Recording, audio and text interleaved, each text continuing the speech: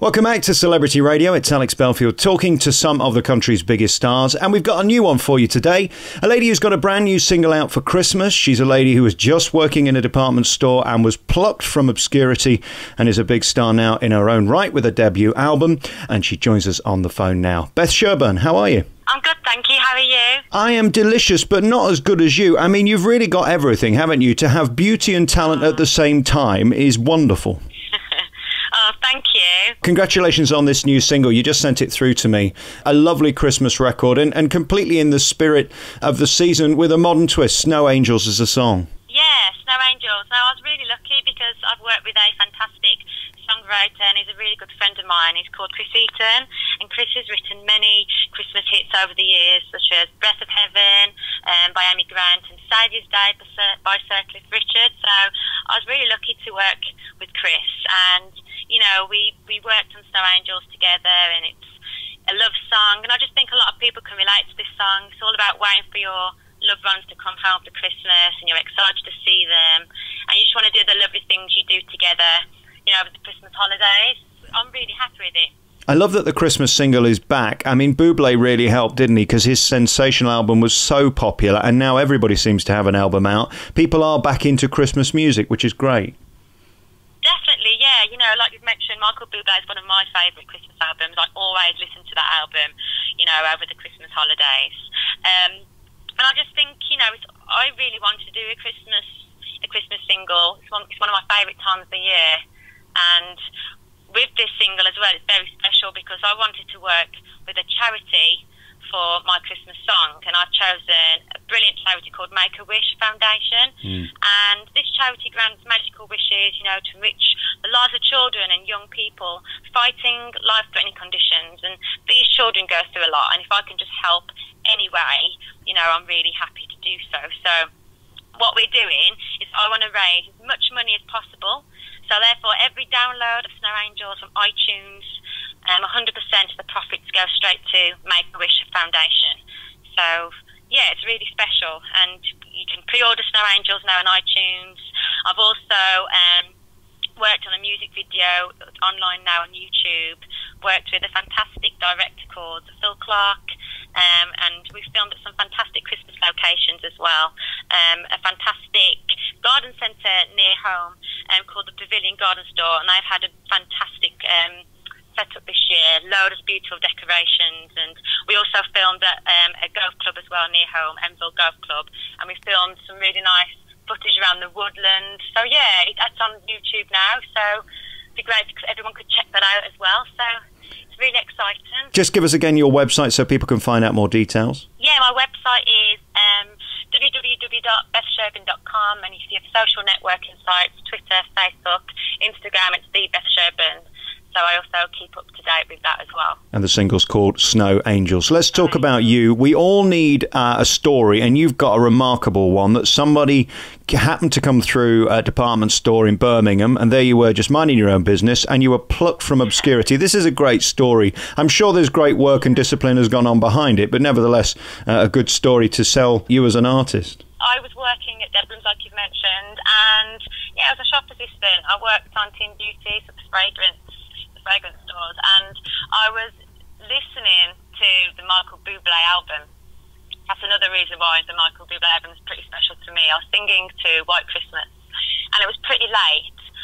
It wasn't that busy that time now, because it's about 11 o'clock, and yeah, I was just singing away to myself, just cleaning the shelves, and this guy was suddenly next to me, and he just said to me, "I think you've got a brilliant voice."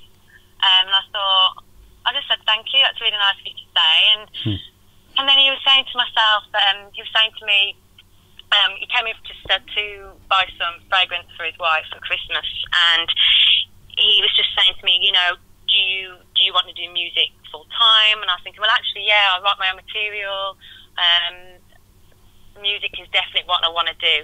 I've always wanted to do music since I was a little girl. And then he was basically telling me that he was a music producer, record producer. He's worked with Take That, Girls Aloud, other fantastic artists. And at the time, to be honest with you, I just thought it was all a joke. I couldn't take it serious. You know, what scenario that you always want to become, you know, have a great career in music, to write your album, to work on music, and to think it happened at my workplace. It was absolutely a surreal moment for me. But he gave me his details, he gave me his card, he told me to check him out when you get home. So I did that. I told my family about it, and everything he told me at the store when I was online, when I was checking on the internet, it was actually true. And so yeah, I met up with him, with my family, in London, worked on some songs, and I signed a deal. So that was a few years ago now. But yeah, a fantastic story, you know. Again, it happened at my workplace, and I was very lucky. I was at the right place at the right time. Yeah, incredible. And I wonder whether you always knew you were going to be a star and a singer. Did you know you'd got a special gift, or was this the first person to ever point it out? I always wanted to become, you know, do something in music. I always, from a little girl, worked very hard. You know, I went to many national competitions. I am classically trained. I can play an instrument, which definitely helps me to write my material.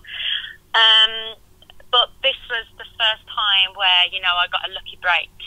And they always say, don't they, you know, you've got to be at the right place at the right time. But I did work very, very hard. Before I got spotted, before I signed my deal, I'd do musical theatre. I started at Don Quixote in Birmingham with Matthew Kelly. So I was doing a lot, you know, before I got spotted. It didn't just happen overnight for me. I always, you know, very, very dedicated. I was always committed, and I did get knockbacks, but it never fazed me. It made me even more determined to succeed. So I always thought if I worked hard, if I gave in 110%, you know, I definitely would get there in the end. And I mentioned at the beginning, you've literally got the whole package. You look beautiful as well, which is important. Again, were you born singing or were you trained? You mentioned earlier that you musical theatre and the classical stuff. Did you have singing lessons, or were you always able to beat out a tune? I've got videos when I was little, when I was about 4 years old, and I'm singing. I was always singing, apparently. I joined my school choir at primary school when I was about 5. I didn't start having singing lessons until I was about 7. So I've always been singing since I was a little girl. I think, when I was about 7 years old, when I knew I wanted to take it even, you know, more serious, I started to have singing lessons and started to play the piano, which I think is very important. It's definitely helped me to write my own material, and it's nice that I can understand music. Yeah. Also, I joined gospel choirs, and we literally would have sheet music. And that, I just think, you know, for me, I like the fact that I could understand and I could read music. But yeah, I did sing since I was very, very small. Since I was about 3, I was always singing. I got videos. My mum and dad always say, you know, you were always singing since you was a little girl, really. I suppose for you, the first big break was The Joker, where that single did incredibly well, and it featured Lil Wayne. Incredible how you get somebody of that star power on your single. How did that happen? It was extraordinary. I could not believe it. But basically, I was in America at the time, working on this track.